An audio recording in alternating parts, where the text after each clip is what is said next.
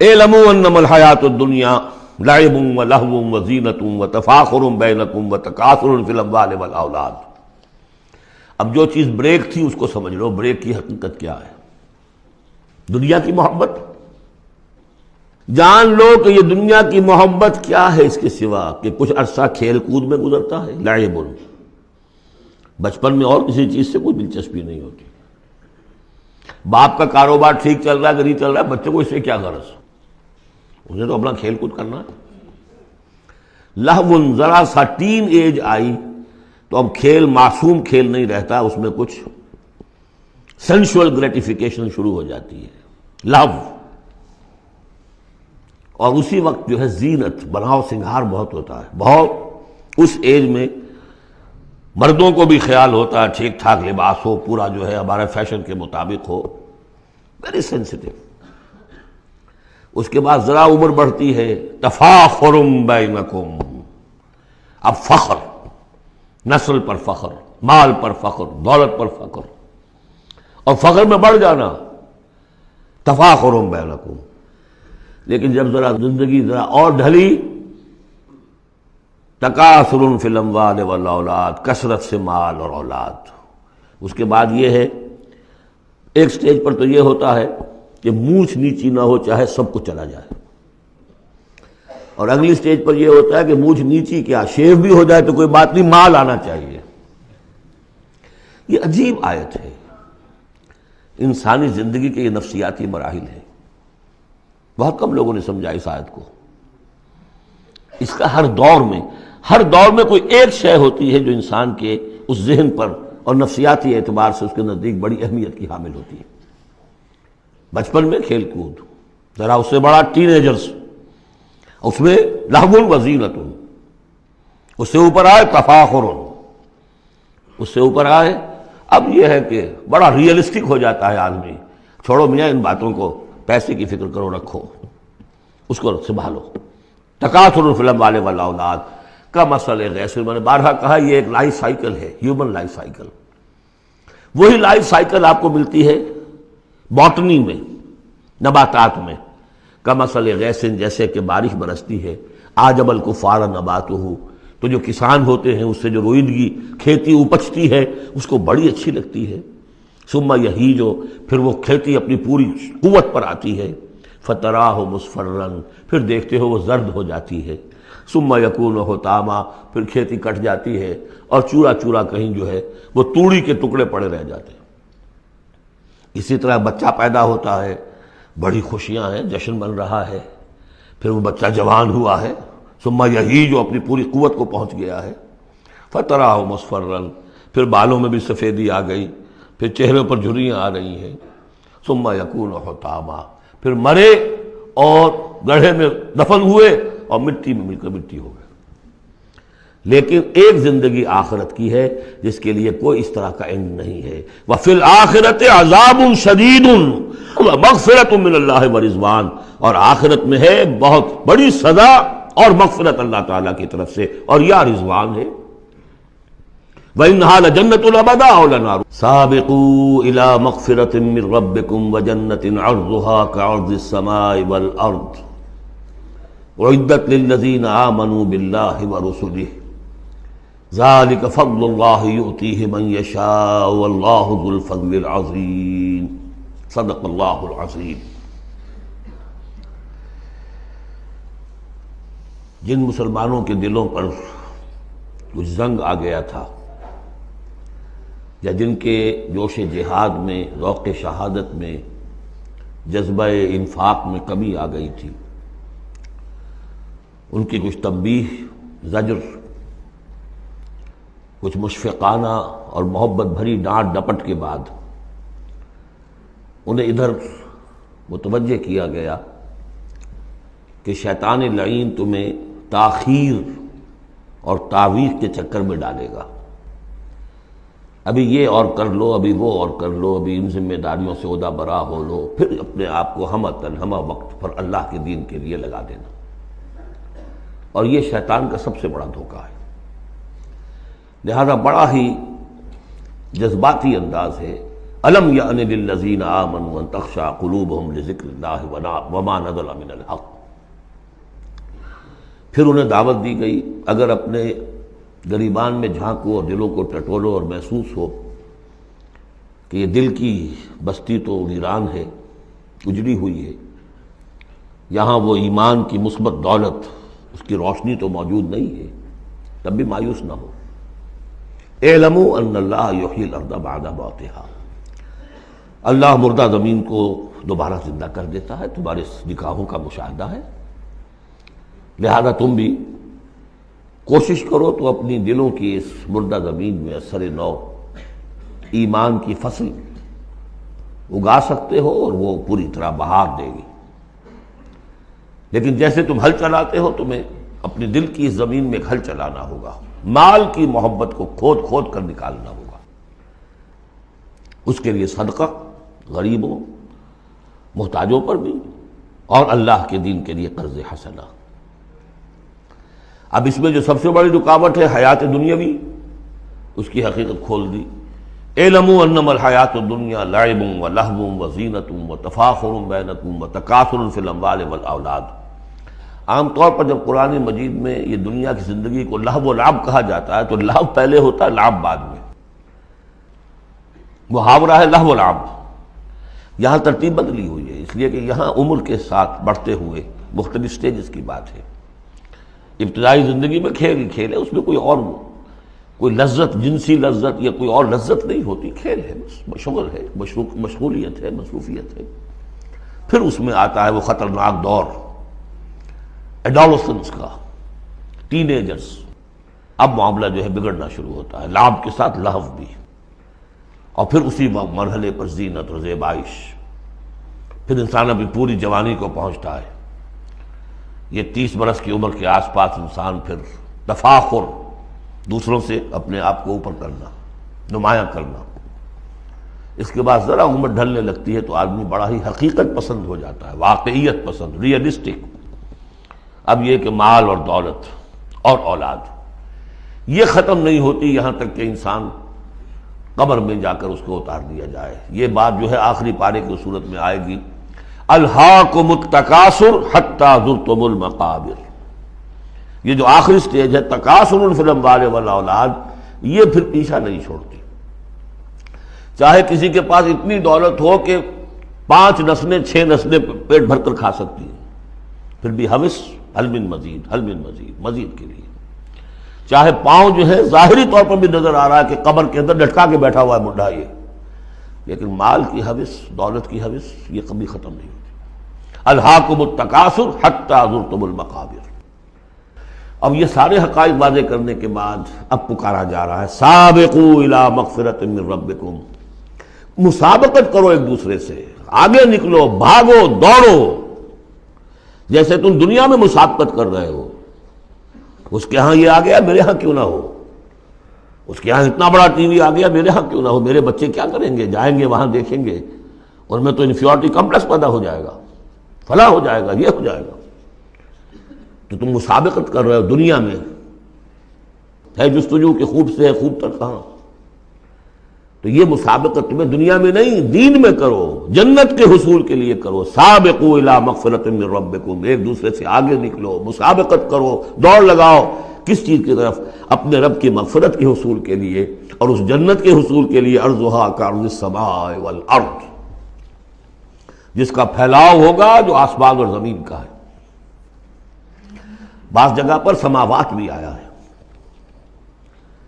میرا گمان یہ ہے واللہ عالم کہ جو پہلی جنت بنے گی، نزل جس کو کہا گیا، وہ تو اسی زمین پر ہوگی. لیکن پھر اب مراتب کے اعتبار سے جیسے کہا گیا کافروں کے لیے آسمان کے دروازے نہیں کھولے جائیں گے، لیکن اہل ایمان کے لیے یہ دروازے کھلیں گے.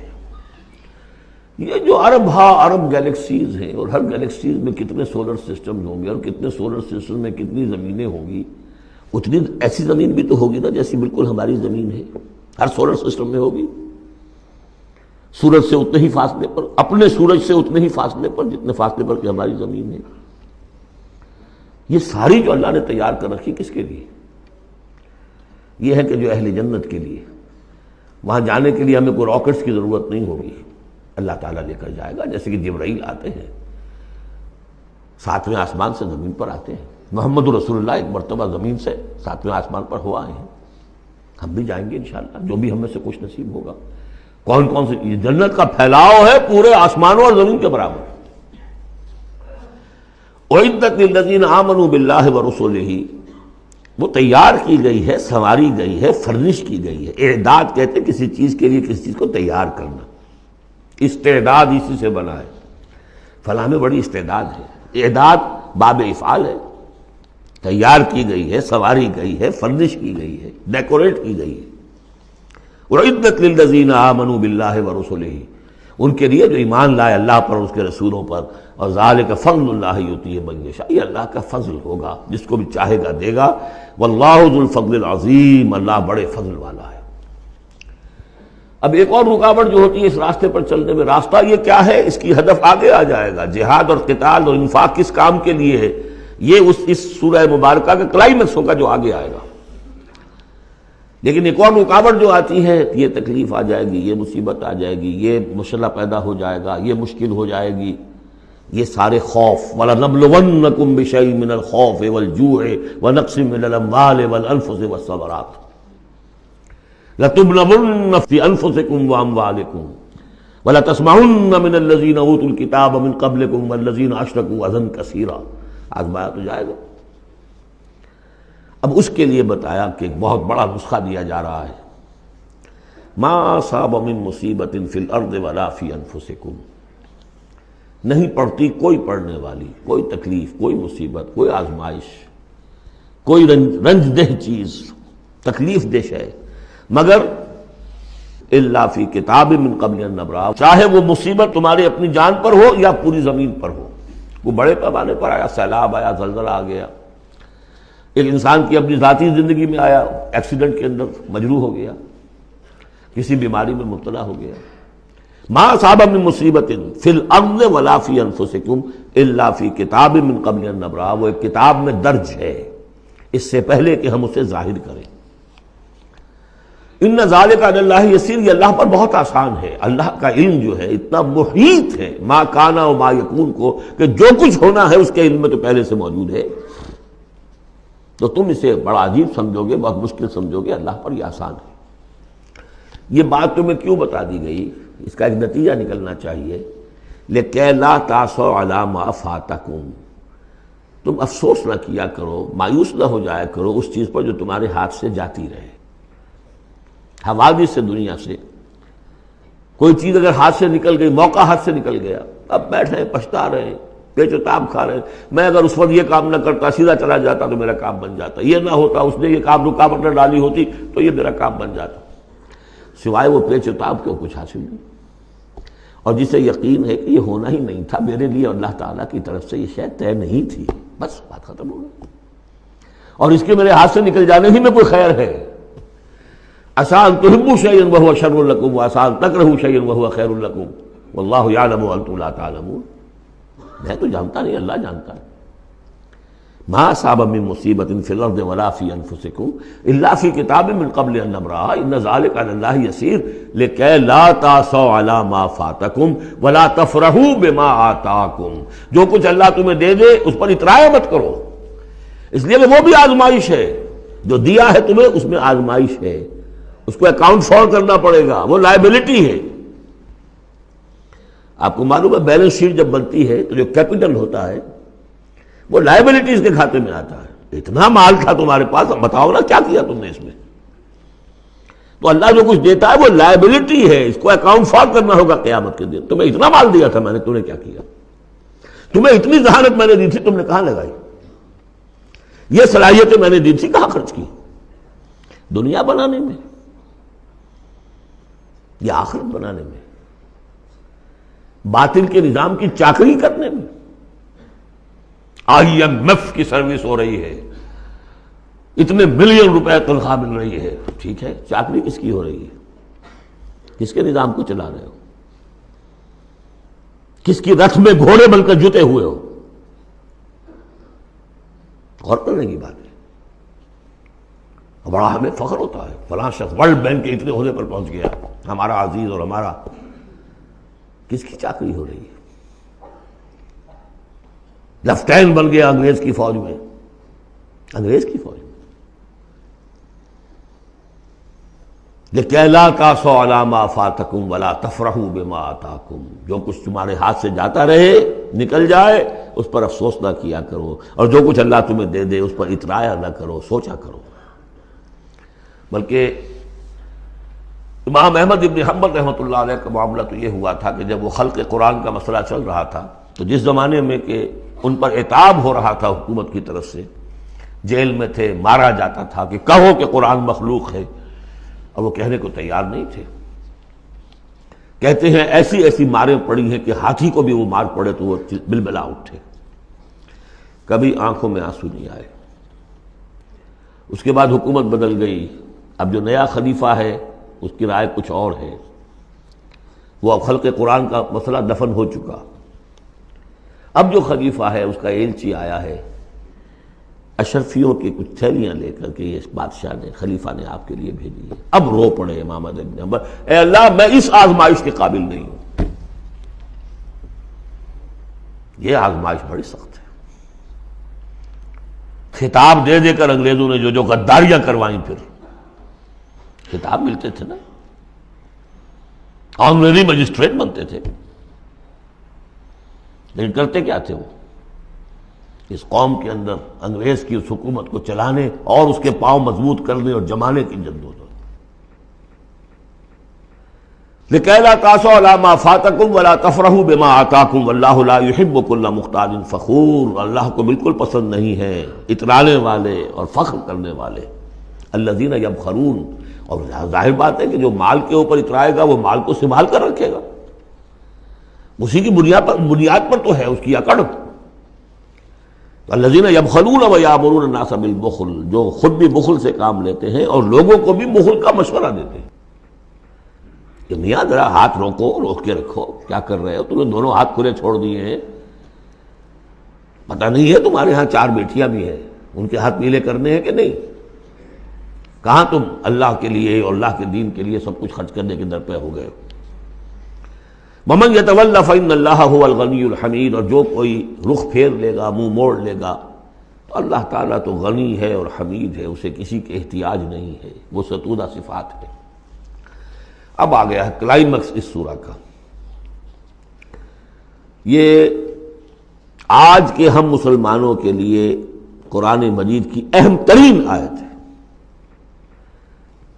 دین کا کانسیپٹ ہمارا کیا ہے؟ حکومت انگریز کی ہوتی رہے، ہمیں کیا نمازیں پڑھنی، روزے رکھنے ہیں. بہت بڑے عالم نے انگریز کے دور میں کہا تھا ہمیں کوئی ایسا کام نہیں کرنا چاہیے جس سے انگریزوں کو، ہمارے حاکموں کو تشویش ہو، اس لیے کہ انہوں نے ہمیں مذہبی آزادی دی ہوئی ہے. ہمیں وہ روکتے ہی نہیں، نمازیں پڑھو، داڑیاں رکھو، روزے رکھو، حج کرو. انگریز روکتا نہیں. جس پر پھر علامہ اقبال نے پھپتی چست کی تھی کہ ملا کو جو ہے ہند میں سجدے کی اجازت، ناداں یہ سمجھتا ہے کہ اسلام ہے آزاد. اسلام کہاں آزاد ہے؟ کیا قرآن کا قانون نافذ ہے؟ وہاں تو قانون فوجداری ہند ہے، ضابطہ دیوانی ہے ہند. ضابطہ دیوانی ہے، ضابطہ فوجداری کس کا؟ انگریز کا. کس کا قانون؟ اصل میں دین کا جو تصور تھا وہ ہمارا بگڑتا بگڑتا، تنگ ہوتا ہوتا، سکڑتا پرورٹ ہوتا ہوا یہاں تک آ گیا ہے کہ چند ریچولز ہیں، چند رسومات ہیں، بس وہ دین ہے. باقی جو ہو سو ہو. یہاں ذرا اس آیت کو آپ دیکھیے. ایک تو یہ کہ اس اعتبار سے اہم ترین ہے کہ ہمارے اس تصور دین کو چیلنج کرنے والی، جھنجھوڑنے والی. دوسرا یہ کہ واقعہ یہ ہے کہ میں سمجھتا ہوں کہ پوری انسانی تاریخ میں ایسی اڑیاں انقلابی عبارت کہیں آپ کو نہ مل سکے جو اس ایک آیت میں ہے. اور ڈنکے کی چوٹ دھڑلنے کے ساتھ، not chewing the words، کھل کر بات کی. غور کیجئے.